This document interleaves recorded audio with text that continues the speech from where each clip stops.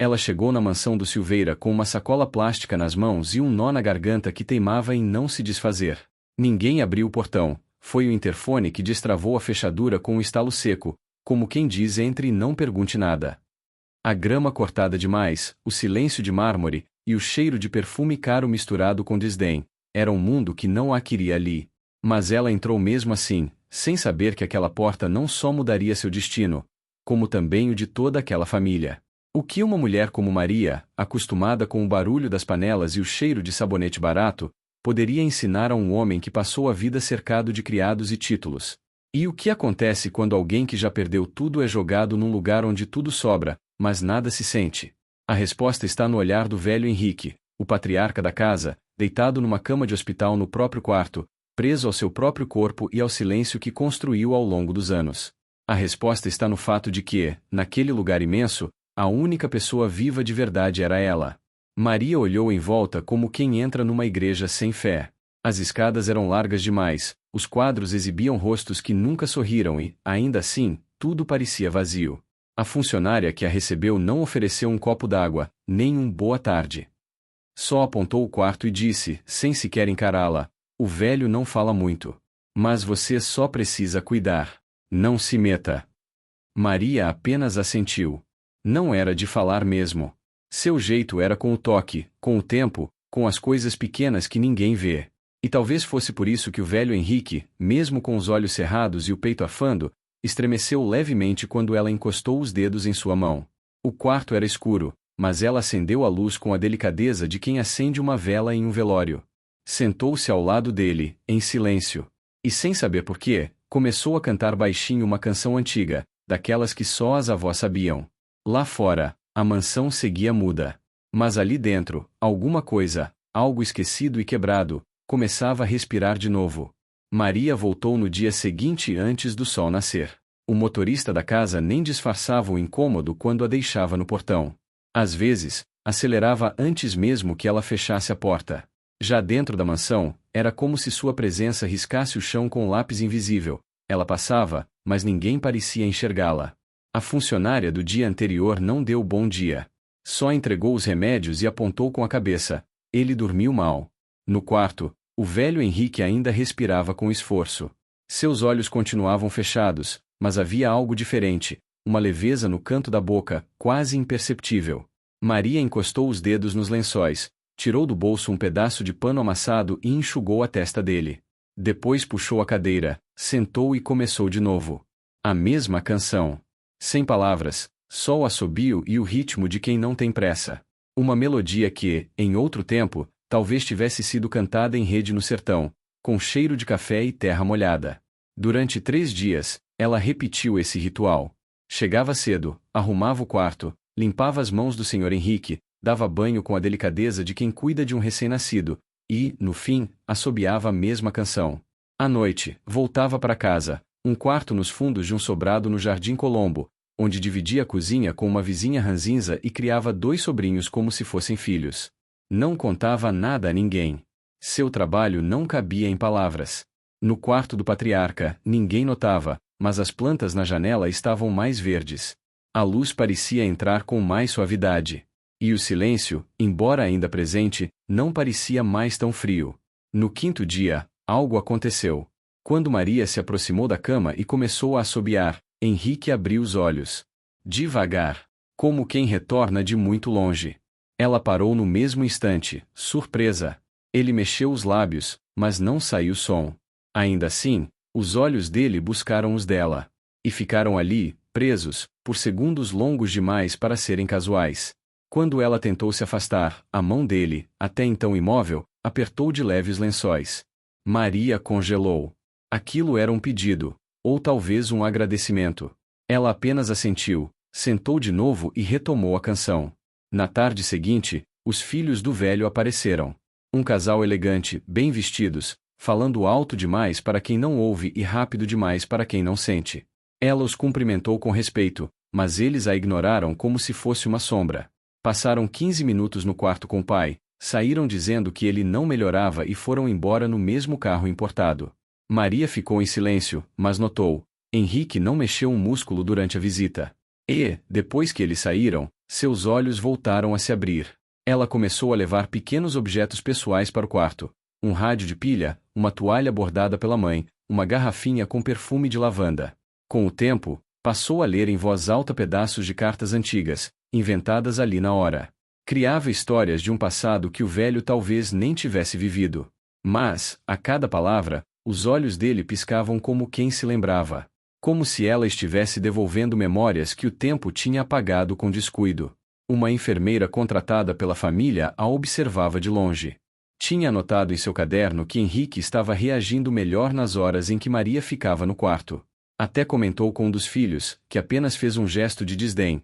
Essa mulher tem voz de bruxa, é só isso. Ele dorme de cansaço. Mas Henrique não dormia. Pela primeira vez em meses, ele escutava. Em uma noite de sábado, Maria entrou no quarto depois de um dia especialmente difícil. Um dos sobrinhos havia sido suspenso da escola, e ela teve que sair correndo para resolver. Chegou cansada, com a alma pesada. Mas mesmo assim foi. Como quem visita alguém querido e não quer decepcionar. Sentou, segurou a mão de Henrique e dessa vez, em vez de assobiar, cantou com voz rouca e embargada: "Meu pé de serra deixou saudade." Foi nesse momento que ele chorou. Não foi um choro escandaloso, nem ruidoso. Foram lágrimas silenciosas, quentes, que escorreram pelo rosto enrugado como se tivessem sido guardadas por décadas. Maria enxugou com a ponta do lenço e não disse nada. Sabia que aquele tipo de dor não aceita consolo. Só presença. Na manhã seguinte, a funcionária da casa entrou no quarto sem bater. Encontrou Henrique dormindo e Maria sentada ao lado, segurando sua mão. Não se mexiam. Não falavam. Apenas existiam naquele momento. E era tudo o que ele precisava. Na manhã de segunda-feira, o carro preto do Silveira parou na frente da mansão mais cedo do que o habitual. Do banco de trás, desceram Helena e Caio, os dois filhos do velho Henrique, com pressa demais para uma visita qualquer. Um dos advogados da família vinha junto, carregando uma pasta preta. Maria estava no quarto quando ouviu os passos apressados no corredor e soube, sem ninguém dizer, que algo estava por vir. Helena foi a primeira a entrar. Com salto alto, maquiagem perfeita e o celular ainda na mão, ela lançou um olhar rápido para o pai e outro mais demorado para Maria. Caio veio logo atrás, com a arrogância mal disfarçada de quem não suportava perder o controle. O advogado ficou na porta, observando tudo com frieza. "O que você está fazendo aí, tão perto dele?" Helena perguntou, como quem flagra algo errado. Maria se levantou devagar, ajeitando o lenço no pescoço. Ainda segurava a mão de Henrique, que dormia. Ele estava um pouco agitado, só acalmei. Acalmou com o quê? Com essas cantigas do sertão que você fica entoando como se isso fosse alguma terapia? Caio interrompeu, ríspido. Você é cuidadora, não psicóloga. Maria não respondeu. Apenas abaixou os olhos e deu um passo para trás. Henrique continuava deitado, sereno, alheio à tensão no quarto. O advogado pigarreou e tirou um papel da pasta. A família decidiu suspender seus serviços por tempo indeterminado. Pedimos que retire seus pertences hoje mesmo. Helena cruzou os braços. Não queremos nenhum tipo de desgaste. Só achamos que você ultrapassou limites. Maria olhou para o papel, mas não leu. Sabia que não adiantava discutir. Sabia, também, que aquilo não era só sobre limites. Era sobre não aceitarem que alguém como ela, simples, com voz rouca e roupa surrada, tivesse conseguido entrar naquele coração endurecido. Era sobre medo. Porque ela havia tocado algo que nem mesmo os filhos conseguiam alcançar. "Posso me despedir dele?" perguntou, com a voz baixa. Helena respondeu com um olhar gelado. "Ele está dormindo. Não precisa." Maria recolheu suas coisas em silêncio. O rádio de pilha, a toalha bordada, o frasco de lavanda. Cada objeto parecia menor agora, como se carregassem a dor de estarem sendo retirados de um lugar onde pertenciam. Antes de sair, passou novamente pela porta do quarto. Parou por um instante. O velho Henrique continuava ali, imóvel, mas seus olhos agora estavam abertos. E virados para a porta. Ela sentiu. Mas não voltou. Do lado de fora, o céu estava nublado. Maria desceu a ladeira da mansão como quem carrega nos ombros um peso maior do que suas sacolas. No ponto de ônibus, ninguém a reconheceria. Era só mais uma mulher com o olhar cansado, esperando o coletivo que nunca vinha no horário. Na mansão, o silêncio voltou a ser o de antes. Frio. Impessoal. A enfermeira comentou que Henrique havia ficado mais inquieto desde a saída da cuidadora, mas ninguém deu importância. Os filhos não voltaram naquela semana. Tinham reuniões importantes e viagens inadiáveis. Henrique passou a ficar mais tempo com os olhos fechados. Não emitia sons. Não apertava a mão de ninguém. Era como se ele tivesse ido embora sem sair do lugar. Maria, do outro lado da cidade, retomou sua rotina. Continuou cuidando dos sobrinhos, lavando roupas para fora, ajudando uma vizinha acamada. Não contou nada sobre a demissão. Também não procurou a família. No fundo, sabia que tinha deixado algo bom naquele quarto, e isso era suficiente. Ou, ao menos, ela tentava acreditar que era. Alguns dias depois, a enfermeira da casa ligou para o escritório do Silveira. Disse que Henrique passava as noites acordado, olhando fixamente para a porta. Que murmurava palavras desconexas e que não deixava mais ninguém tocar sua mão. Ninguém deu atenção. A ordem era clara: não queremos aquela mulher de volta. Mas o velho Henrique não sabia dessas ordens. Nem das justificativas. Ele só sabia que a mulher que cantava para ele não estava mais ali. E que, desde então, o quarto voltará a ser só um quarto. A luz, de novo, não esquentava. O silêncio, agora, doía. E no centro de tudo, estava um homem morrendo devagar, sentindo falta de um abraço que nunca chegou a dar. O velho Henrique morreu numa madrugada chuvosa, sem barulho. A enfermeira percebeu quando entrou no quarto e encontrou os olhos dele abertos, parados, sem peso. Nenhum dos filhos estava na cidade naquela semana. A notícia foi dada por telefone, com voz engasgada e frases curtas. A assistente pessoal de Caio resolveu os trâmites. O enterro foi simples, fechado, quase frio. Nenhum dos presentes sabia direito quem era o homem que havia partido. Sabiam o sobrenome. Mas o que ele guardava por dentro, poucos sequer se interessaram em descobrir. 3 dias depois, os filhos se reuniram no escritório do advogado da família, o mesmo que os acompanhava há décadas. Era uma sala revestida de madeira escura, com cheiro de papel velho e café requentado. Helena cruzava os braços o tempo inteiro. Caio mexia no celular, impaciente. Vamos direto ao ponto, doutor. O que ele deixou? O advogado, homem de idade, com voz lenta e pausada, abriu a pasta de couro com um cuidado quase cerimonial. Respirou fundo antes de começar. O senhor Henrique Silveira deixou um testamento, incomum. Os irmãos trocaram olhares. Incomum como? Helena perguntou. Ele pediu que fosse lido apenas na presença dos 2 herdeiros. E deixou instruções claras de que o documento deveria ser lido até o fim, sem interrupções. Caio bufou. Vai, então. Lê isso logo. O advogado retirou uma folha amarelada, escrita à mão, com letras firmes e pausadas. Começou a ler. Se você está ouvindo isso, é porque eu já fui. E, talvez, seja o primeiro momento em que vocês parem para escutar alguma coisa vinda de mim sem me cortar no meio. Sempre fui bom em calar, não em falar. Por isso deixo aqui o que guardei por tanto tempo, e o que aprendi nos últimos meses. Helena e Caio se entreolharam, desconcertados. Nos meus últimos dias, eu fui cuidado por alguém que vocês dispensaram sem nem tentar entender. Alguém que me viu quando eu já não via mais nada. Que me devolveu pedaços de mim que eu achava enterrados. Essa mulher me ofereceu mais do que presença. Ela me deu tempo. Silêncio bom. E um tipo de amor que não se pede. O advogado fez uma pausa breve e continuou. Deixo metade dos meus bens, incluindo a casa onde vivi, para Maria do Rosário Alves. Sei que vocês vão reagir mal. Mas o que vocês têm, ela merece. O que ela tem, vocês ainda não aprenderam a buscar. Helena levantou da cadeira. Isso é piada, né? Esse documento nem deve ser legal. Ele estava doente. Não podia ter escrito isso com clareza. Não tem nem advogado presente nesse testamento. Caio socou a mesa. A gente vai contestar isso. Esse nome, Maria do Rosário, nem sabemos quem é. Pode ser qualquer pessoa. O advogado, sem alterar a voz, puxou outra pasta. Ele registrou o documento em cartório, com firma reconhecida. Gravou um vídeo também. Se quiserem, posso mostrar. Helena sentou-se novamente, agora com a expressão dura. Caio encarava o nada. Pela primeira vez, a mansão, símbolo do poder e da herança deles, estava ameaçada por uma mulher que nem sabiam onde morava.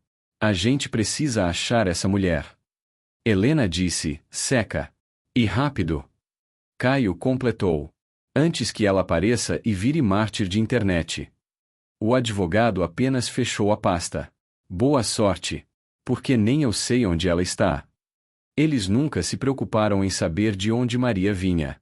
Nunca perguntaram seu sobrenome. Não sabiam sua idade, nem o bairro. A única coisa que restava era uma ficha simples na recepção da casa. Ali constava um número de telefone, que agora só chamava e caía na caixa postal. Enquanto Silveira mergulhavam em advogados, estratégias e reuniões de emergência, uma notícia começou a circular discretamente no bairro de Maria. Diziam que ela havia ajudado um velho rico nos últimos dias de vida, que ele havia deixado uma herança enorme para ela. Mas ninguém sabia se era verdade ou invenção. Maria, desde o enterro, não tinha sido mais vista. Sumiu como quem dissolve no tempo. Só que, nas ruas, padarias, feiras e botecos, onde ela passava, algo ficou. Histórias contadas por outros. Pequenos gestos lembrados. Um pacote de arroz doado, um colo para uma vizinha em luto, uma conversa à beira do portão. Maria deixava marcas, não pegadas. E agora, os Silveira corriam contra o tempo, tentando achar alguém, que nunca precisou ser vista para existir de verdade. Os dias seguintes foram um frenesi silencioso na mansão do Silveira. Ninguém saía sem ser interrogado. A nova equipe de seguranças trocava olhares com advogados que andavam pelos corredores com pastas pretas e semblantes fechados. Helena vasculhava arquivos antigos, tentava acessar câmeras internas, revisava ligações. Caio contratou um investigador particular que, após uma semana, só conseguiu uma pista: o nome de um colégio público onde uma das sobrinhas de Maria estudava. A pista não levou a lugar nenhum. A funcionária da secretaria disse que a tia Maria havia sumido de um dia para o outro, deixando um bilhete curto com a diretora: vão ficar bem. É só confiar. Quanto mais procuravam, mais percebiam que sabiam pouco. Nada, na verdade. Maria tinha passado meses dentro da casa deles sem deixar rastros. Era como tentar encontrar um perfume que já se dissipou do ar. Falaram com a vizinha do sobrado onde ela morava. Uma senhora irritada disse que ela era boa, mas nunca parava. Sempre ajudando um, socorrendo o outro. Sumiu do nada. Quando perguntaram se Maria tinha família, a resposta foi seca: virou a família de todo mundo. Só não tinha ninguém dela. Enquanto isso, o advogado da família tentava articular uma saída legal para dividir a herança, mas Henrique havia sido minucioso. O testamento não deixava margem. A casa, os quadros, o cofre, metade de tudo aquilo agora pertencia a uma mulher que ninguém via. E quanto mais o nome dela ganhava força fora dos muros da mansão, mais a pressão aumentava. Pequenos veículos locais começaram a comentar o caso. Uma cuidadora que conquistou o coração de um milionário. Um patriarca que desafiou os próprios filhos com um último gesto. Maria, por outro lado, estava distante daquele alvoroço. Seguia em outra cidade, onde ninguém a conhecia. Alugou um quartinho simples no alto de um morro, e passou a cuidar de idosos abandonados por lá. Não aceitou salário. Pedia apenas um lugar onde pudesse dormir e um fogão com tampa. Ainda usava o mesmo lenço no pescoço. O rádio de pilha estava sempre ao seu lado. E, nas tardes mais quentes, ela voltava a cantarolar. Certa noite, uma jovem apareceu no portão do abrigo. Vestia terno e salto, com o cabelo impecável, mas os olhos já não carregavam a arrogância de antes. Era Helena. Eu procurei você em todo lugar. Disse. Maria não respondeu. Só abriu a porta devagar. Eu não vim tirar nada. Não quero a casa, nem o dinheiro. Eu só queria saber por quê. Maria olhou como se olhasse uma criança perdida. Fez sinal para entrar. Ofereceu café.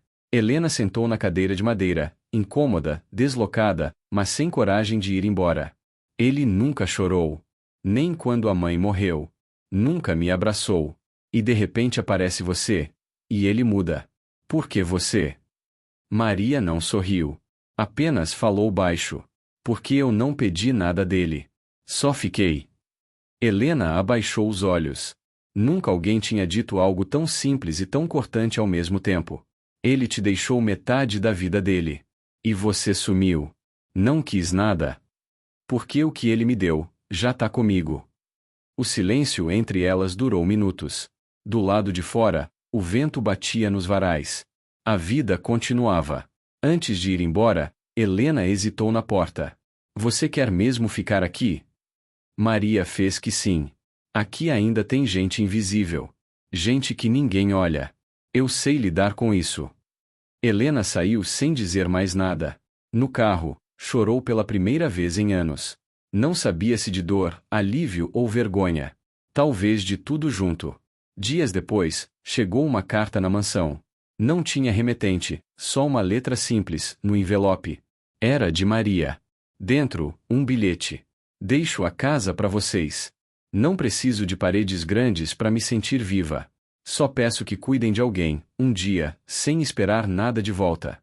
Foi isso que me fez rica. Na última página, dobrada com cuidado, vinha a partilha oficial, assinada. Maria havia aberto mão de tudo. Do dinheiro. Dos bens. Mas não do que viveu. Henrique se foi sem falar. Maria se despediu sem voltar. E a mansão, por mais que voltasse a brilhar por fora, jamais recuperaria o brilho que aquela mulher havia deixado em silêncio. E no fim, ela seguiu invisível, mas, agora, impossível de ser esquecida. Se essa história tocou seu coração como o último abraço de Maria, se inscreve no canal. Tem muita vida escondida em histórias que quase ninguém vê.